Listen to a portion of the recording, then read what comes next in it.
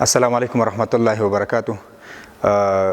زه صفی الله صدیق د التقوا پوهنتون د حقوق او سیاسي علومو د یو تن استاد او تاسو ته د قضایي څانګې د اتم سمستر د میراث د حقوقو د تدریس لپاره دا چې موږ تاسو ته معلومه ده چې لوړو زده کړو وزارت د 3 میاشتو لپاره د کرونا د 2مې څپې د راتګ پر اساس قرنطین اعلان کړی.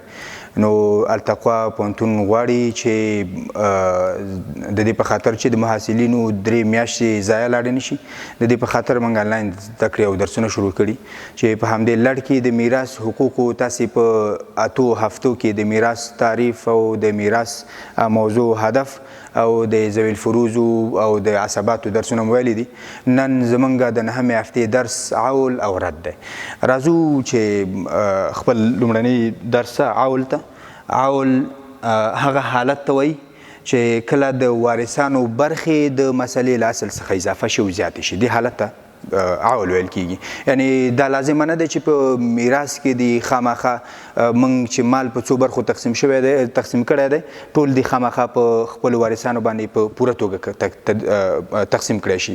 کله کله داسې حالت پیښیږي چې د وارثانو برخې د اصل مسلې څخه اضافه شي. نو په دې حالت کې کله چې د وارثانو برخې اضافه شي له اصل مسلې څخه، مسله موږ د وارثانو له برخو څخه شروع کوو.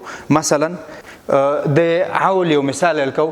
مثلا یو نفر یو ښځه مړه شوي، د هغې خاوند پاتې، لوري پاتې، لمسی پاتې او مور یې پاتې، 4 نفر ترې پاتې دي.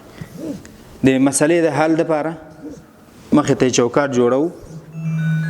په دې حالت کې خاوند 4مه برخه وړي 1/4، ځکه لور یې شته د مړي چې لور یې موجوده وي 1/4 وړي، او د لور برخه 1/2 راځي ځکه لور ځان ته د یوه ده چې یوه یې 1/2 برخه اخلي، او لمسی د لور سره چې کله راشي 1/6 برخه اخلي. همدارنګه مور هم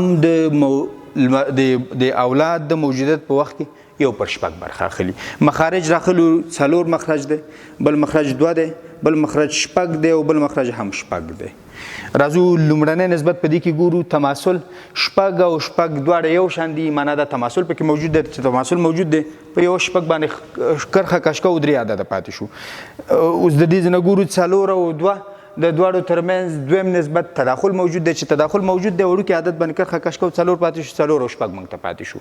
او 4 او 6 ترمنځ اوس لومړنی نسبت کې وګورو، تماثل خو نه دی ځکه دواړه یو شان نه دي، د دواړو ترمنځ تداخل هم نشته دی ځکه 6 په 4 پورې نه تقسیمیږي. راځو د دې ترمنځ دریم نسبت دی چې هغه توافق دی. ګورو دواړه په 2 باندې پوره تقسیمیدلی شي. 4 تقسیم 2 مساوي کیږي 2، همدارنګه 6 تقسیم 2 مساوي کیږي 3. د طرفینو یا د وسطینو د ضرب حاصل د اصل د مسلې د توافق په صورت کې، نو 4 ضرب 3 هم 12 راځي او 2 ضرب 6 هم 12 راځي، نو مسلې اصل 12 دی، د 12 نه شروع کوو. راځو 12 تقسیم 4 12 تقسیم 4 3 او 3 ضرب 1 3. 12 تقسیم 2 6 ضرب 1 6. 12 تقسیم 6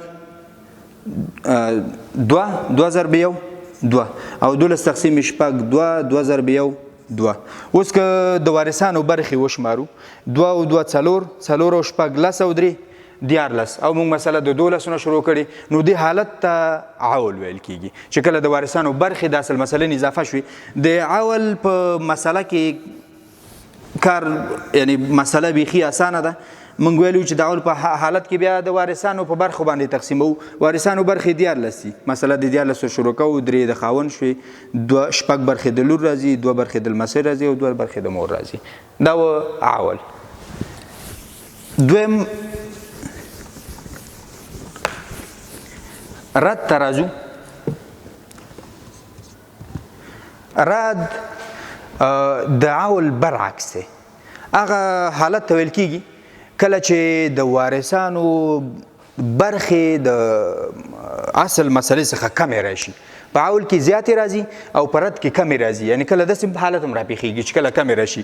او د رد هغه وخت کې صورت نیولی شي چې کله په مسله کې عصبات نه موجود.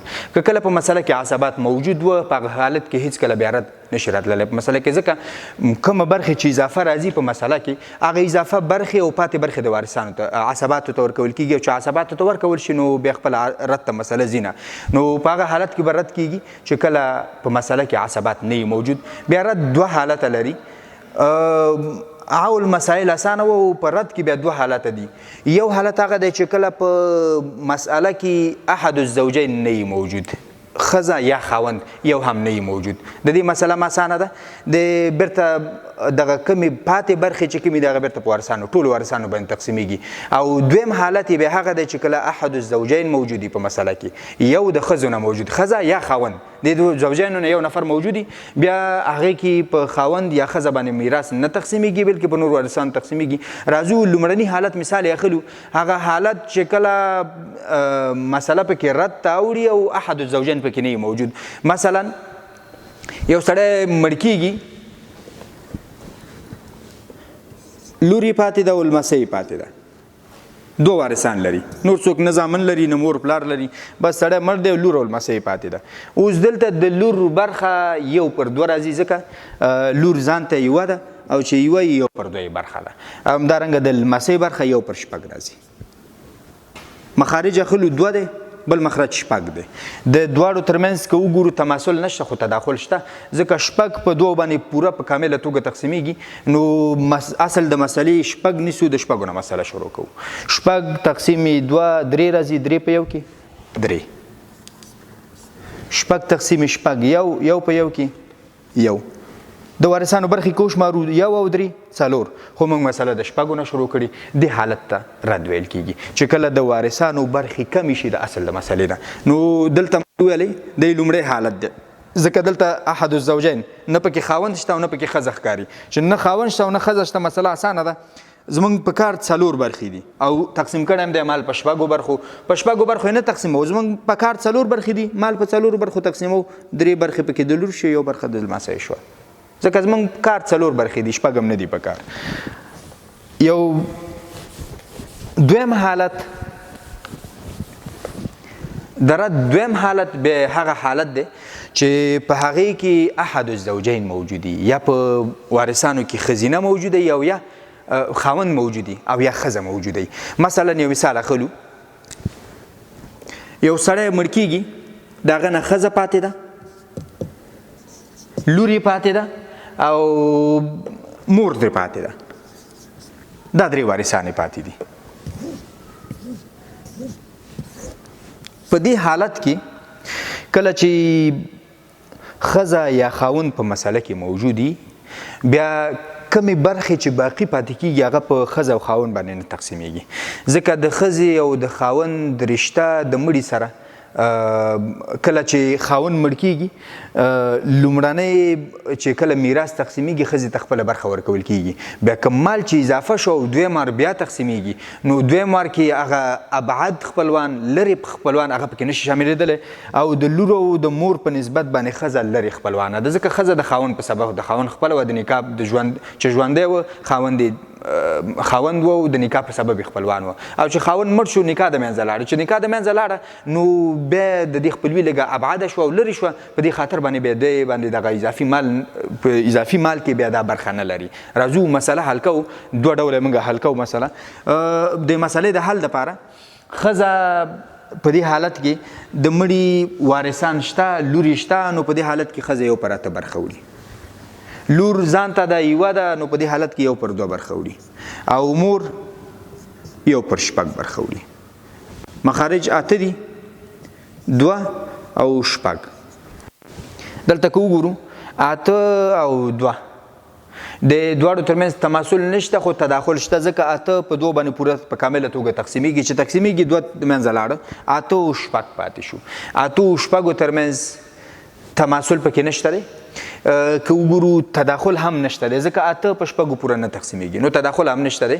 که د اتو شپږو ترمنځ توافق موجود دی، ځکه داسې یو درېمګړی عدد چې هغه دوه دی، هم اته په دوه پوره تقسیمېدلی شي او هم دوه شپږ، نو توافق موجود دی. ګورو اته تقسیم دوه مساوي کېږي څلور، او شپږ تقسیم دوه مساوي کېږي درې، دواړه په هغه عادت چې په توافق یې کړی دواړه په تقسیمو. اوس دلته راځو 8 او 3 دا طرفین دي، 6 او 4 دا وسطین دي. نو د طرفینو یا د وسطینو د ضرب حاصل د اصل د مسلې دی. نو راځو 8 په 3 کې 40 راځي او 6 4 هم 40 راځي. اصل د مسلې 40 نه شروع کوو. راځو د مسلې حل ته. 40 تقسیم 8 3 راځي او 3 ضرب 1 3. 40 تقسیم 2 12 او 12 ضرب 1 12. همدارنګه 40 تقسیم 6 3 4 او 4 ضرب 1 4. د وارثانو برخو کې جمع کو 4 او 12 14 او 3 19 او موږ مال تقسیم کړي په 40 شو برخو. 15 برخې پکې باقی پاتې شوي. دغه 15 په هغه کله چې موږ لومړنی حالت ویل چې دا ښځه نه وای موجوده بیرته 15 په همدغه وارثانو را تقسیمېدل زموږ 19 پکار دي. نو مسله مو د 19 نه شروع کوله. خو دا چې دلته ښځه موجوده ده او ښځه په باقي مال کې برخه نه لري او نور وارثان یې لري، نو د دې د خاطر باندې په دې مسله باندې کرخه کش کوو. لومړی د خپلوانو د اقرباو مسله بیله حل کوو، بیا د ښځې مسله حل کوو، بیا به جامعه حل کوو. راځو د همدې مسئلې د حل لپاره دا په ځای پرېږدو ځکه دا مسله زموږ صحیح نه ده. دا کراس ته په دې باندې کراس کش کوي. لومړی د مسئلې د حل لپاره دلته لیکو مسأله الاقربا یا د خپلوانو مسئله. خپلوان څوک دي؟ لور ده او مور ده. ښځه ترې وباسو، لور او مور.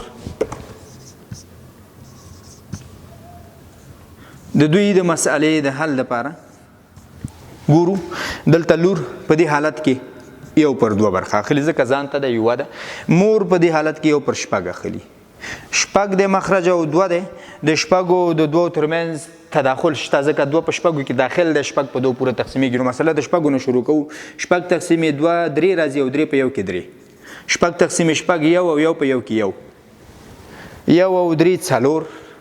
زمونږ په کار 4 دی او برخې تقسیم کړي دي، مالم ټول په 6 برخو تقسیم کړی. رد حالت د احد زوجین پکې نشته. نو راځو چې زمونږ په کار 4 برخې دي، مالم ټول په 4 تقسیمو. 3 د لور دی او 1 برخه د مور راځي. د خپلوانو یا د اقرباو مسله ده. دویم د زوجي مسله د ښځې مسله بیله حل کوو. مسأله الزوجیه یا د خاوند د ښځې مسأله. دلته ګورو ښځه ده، لور او مور.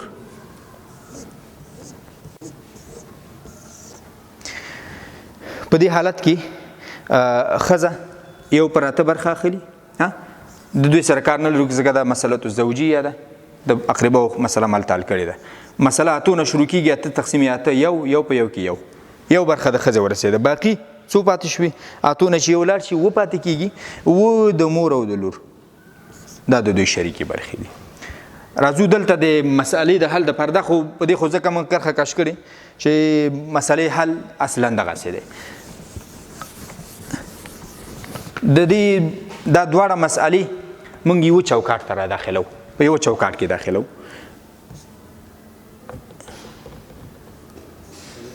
ښځه، لور او مور.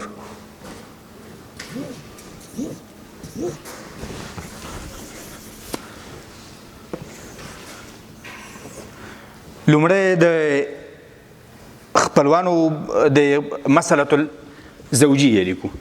دلته ورته لیکو مسأله الزوجیه یا د ښځې مسأله. مسأله الزوجیه 8 شروع ده. یو د ښځې برخه ده او د مور او د لور شریکې دي. دویمه خانه مسأله الاقربه یا د خپلوانو مسأله. د خپلوانو مسأله موږ دلته حل کړي.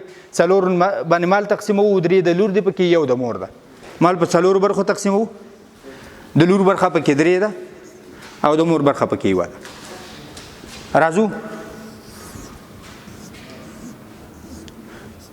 الجامعه یا د دواړو د مسئلې حل او اخر. اوس دلته د جامعې دپاره موږ د لور او د مسأله الزوجیه کې د لور او د مور مشترکه برخه او د مسأله الاقربا د اصل د دې دواړو ترمنځ نسبت ګورو چې کوم نسبت دوه نسبته یا به د دوی ترمنځ توافق او یا تباین دا دوه نسبته به ګورو چې کوم نسبت اوس ګورو موږ اووه دی څلور او اووه د څلورو او د اووه ترمنځ توافق نشته دی ځکه داسې یو عدد نشته چې هم پرې اووه پوره تقسیم شي او هم پرې څلور پوره تقسیم شي داسې یو عدد نشته نو معلومیږي چې د دواړو ترمنځ تباین موجود دی او د تباین په حالت کې د مسألة الزوجیه مشترکه برخه د مور او د لور دا راخلو د مسألة الاقربا دپاره یې ضریب ګرځوو او د مسألة الاقربا اصل اخلو د مسألة الزوجیه دپاره یې اصل ضریب ګرځوو نو راځو و د مسألة الاقربا دپاره ضریب ګرځوو و د دې دپاره ضریب ګرځوو او د مسألة الاقربا اصل څلور دی څلور د مسألة الزوجیه دپاره ضریب ګرځوو راځو څلور ضرب اته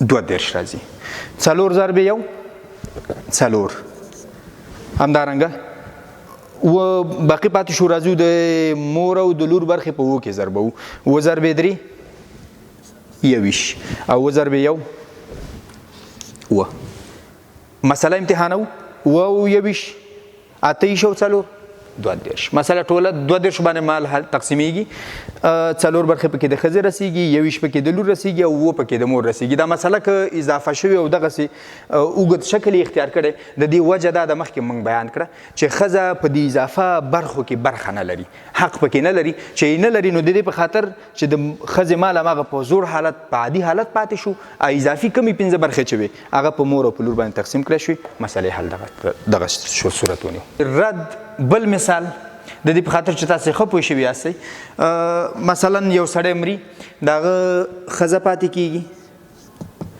لوري پاتې کېږي او لمسی پاتې کېږي اوس دا مسله که وګورو دې کې هم رد موجود دی ځکه په دې حالت کې مور ښځه یو پر اته برخه وړي ځکه لور شته دی د مړي چې کله اولاد موجود بیا ښځه یو پر اته برخه وړي او د لور برخه یو پر دوه ده ځکه لور ځانته ده او چې کله ځانته یو پر دوه برخه وړي او لمسی د لور سره چې کله راشي یو پر شپږ برخه وړي راځو مخارج اخلو اته مخرج دی دوه مخرج دی او شپږ مخرج دی د اتو د دوو ترمنځ تداخل موجود دی ځکه اته په دوه په اتو کې داخل دی او اته په دوه پوره تقسیمېدلی شي چې پوره تقسیمېږي تداخل دی دوه باندې کرښه کش کوو اته او شپږ موږ ته پاتې شو اته او شپږ د دواړو ترمنځ نسبت ګورو تداخل خو نشته دی ځکه اته په پوره شپږو باندې پوره نه تقسیمېږي دریم نسبت چې هغه توافق دی توافق د دې دواړو ترمنځ موجود دی ځکه اته او شپږ دواړه په دوه باندې پوره تقسیمېدلی شي هم اته په دوه پوره تقسیمېدلی شي تقسیمې دوه مساوي کېږي څلور راځي او هم شپږ تقسیمې دوه مساوي کېږي درې راځي نو اته ضرب درې د وسطین دی او څلور او شپږ دا طرفین دي طرفین او یا د وسطینو ضرب حاصل اته درې څلېرویشت راځي همدارنګه شپږ ضرب څلور دا څلېرویشت راځي نو څلېرویشت اصل د مسلې ګرځو راځو مسله حل کوو څلېرویشت تقسیم اته درې راځي او درې ضرب یو درې او څلېرویشت تقسیم دوه دولس دولس ضرب یو دولس همدارنګه څلېرویشت تقسیم شپږ څلور څلور ضرب یو څلور د وارثانو برخې جمع کوو څلور او دولس شپاړس او درې نولس بیا پنځه برخې باقي پاتې شوې دغه پنځه برخې باقي بیرته په لور او لمسۍ تقسیموو ښځه په دې کې برخه نه لري نو د دې په خاطر چې ښځه دې مسله ته مخې ته کراس کش کوي ځکه مسله صحیح نه ده رد پکې موجود دی دا رد باید له منځه لاړ شي د دې په خاطر چې مسله د رد حل کو لکه مخکې مونږ ویلي لومړی د مسألة الزوجیه یا د ښځې مسأله حل کوو مسألة الزوجية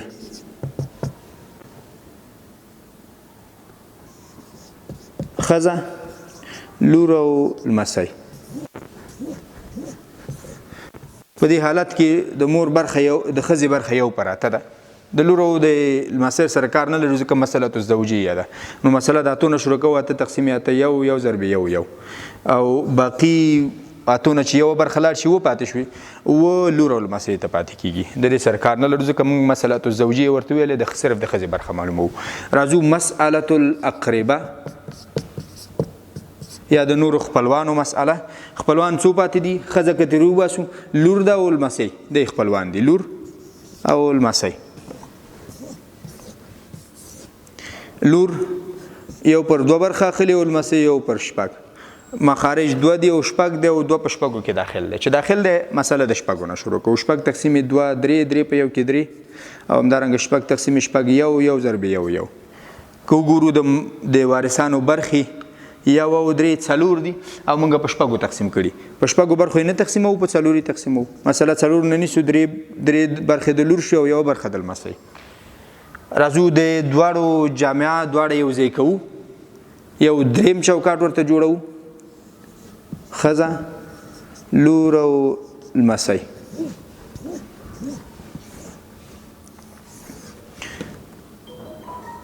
مسألة الزوجیه. مسألة الزوجیه ګوره دا ده، یو برخه د ښځې ده او 2 برخه د لور او 2 برخې، یو برخه د ښځې 2 برخې د لور او د لمسی ترمنځ شریکې دي. او دویم دلته لیکو مسألة الاقرباء یا د خپلوانو مسأله. د خپلوانو مسأله که وګورو لور پکې 3 وړي دي او لمسی پکې 1 برخه وړي او مسأله د 4 نه شروع ده. 4 نه دا مسأله د 8 نه شروع ده، ښځې مسأله او د لور مسأله د 4 نه شروع ده. 3 برخې پکې د لور دي او 1 برخه پکې د لمسی ده. اوس دلته په دې حالت کې مونږ د لور او د لمسی د مشترکې برخې او د مسألة الاقرباء د اصل ترمنځ نسبت ګورو چې هغه یا توافق او یا تباین، دغه 2 نسبت ګورو. او 4 او د 2 ترمنځ د دې دواړو ترمنځ توافق نسبت نشته، تباین دی. او د تباین په حالت کې مشترکه برخه اخلو، د مسألة الاقرباء ضریبې ګرځو چې 2 دی او د مسألة الاقرباء اصل اخلو، د مسألة الزوجیه ضریبې ګرځو چې دا 4 دی. نو 4 ضرب 8 22 راځي. دیتا الجامعه یا اصل د مسئلې د اخیری حالت دی او 8 ضرب 1 8 ضریب 4 دی. 4 ضرب 8 22 راځي. 4 ضرب 1 4. همدارنګه ضریب د اقربا مسئلې و دی. نو 2 ضرب 3 خپلوان د خپلوانو په برخه کې ضربو، د ښځې د برخې سره زموږ کار نشته ځکه دا د مسألة الاقرباء ضریب دی. نو 2 ضرب 3 21 او 2 ضرب 1 مسئلې د امتحان دپاره و 21 28 او 4 22. نو مال ټول په 22 برخو تقسیمیږي. 4 برخې پکې د ښځې رسیږي، 21 برخې پکې د لور رسیږي او 2 برخې پکې د لمسی.